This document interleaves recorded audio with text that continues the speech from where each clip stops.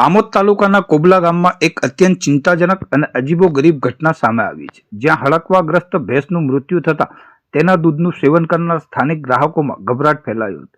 તુરત જ તબીબી સલાહ મુજબ 32 જેટલા ગ્રામજનોએ સામૂહિક આરોગ્ય કેન્દ્ર ખાતે હડકવા વિરોધી વેક્સિન લેવા માટે દોટ મૂકી હતી.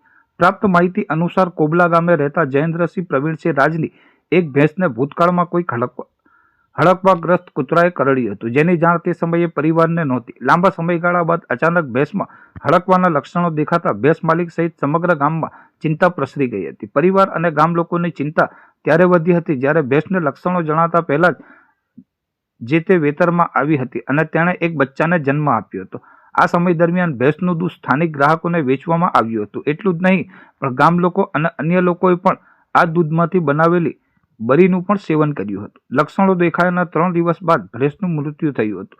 પશુ ચિકિત્સકે તપાસ બાદ પુષ્ટિ કરી કે ભેંસનું મૃત્યુ હડકવાને કારણે થયું છે. આ સમાચાર મળતા જ ભેંસનું દૂધ પીધેલા અને બળી ખાધેલા તમામ સ્થાનિક ગ્રાહકોમાં ગંભીર ચિંતાની લાગણી પ્રસરી હતી.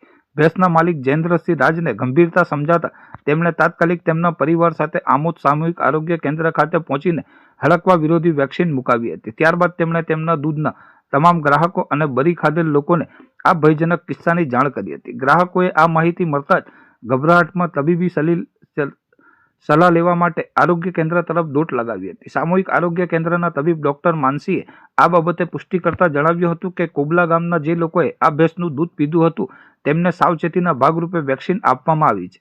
ગત સાંજ સુધીમાં ગામના 32 લોકોએ હડકવા વિરોધી વેક્સિન મુકાવી દીધી હતી અને તબીબી સૂત્રોના જણાવ્યા મુજબ હજી પણ અન્ય લોકો વેક્સિન લેવા માટે આવવાના છે. ભેંસ માલિક જયેન્દ્રસિંહ રાજે આ ઘટના અંગે દુઃખ વ્યક્ત કરતા જણાવ્યું હતું કે જ્યારે કૂતરાએ કરડ્યું ત્યારે તેમને જાણ નહોતી અને લક્ષણો દેખાયાના 3 દિવસમાં જ ભેંસ મૃત્યુ પામી હતી. આમોદ આરોગ્ય તંત્રની સમયસરની કાર્યવાહીને કારણે વધુ જોખમ અટકાવવામાં આવ્યું છે અને હાલ પરિસ્થિતિ નિયંત્રણ હેઠળ છે.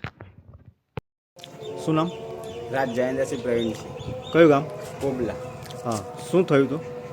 ભેંસને લક્ષણો હતા હડકવાના, એટલે પછી અમે ડૉક્ટરને બોલાયા. ડૉક્ટર કે આવે એને હડકવા જ છે એટલે પછી એને 2-3 દિવસ પછી હવે ભેંસ મરી ગઈ છે. અમારા ત્યાંથી ગ્રાહક હતા દૂધના, એ બધાને અત્યારે વેક્સિન મુકાવવા લાયા છે. જી, કેટલા લોકોએ વેક્સિન મૂકવાની છે અત્યારે? ફરી અમારા જેટલા ગ્રાહકો છે એ બધાને મૂકવી પડશે. जी, अंदाजे 20 लोग हैं सर. हाँ. मैं doctor Manjhi, medical officer CHC Amod पर से।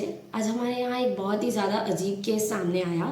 यहाँ हमारे बाजू में एक कोबला गांव करके है, वहाँ पे एक भैंस को एक कुत्ते ने काट दिया। उस वजह से वो भैंस को हड़कवा गया था और वो भैंस मर गई, लेकिन वहाँ के पूरे गांव ने, वहाँ के सारे ग्राहकों ने वो भैंस का दूध पिया था।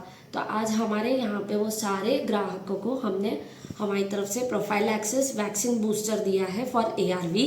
एट प्रेजेंट हमारे यहाँ पे ऑलमोस्ट 32 वैक्सीन लेने के लिए 32 पेशेंट्स आ चुके हैं और अभी भी और बाकी आने के हैं।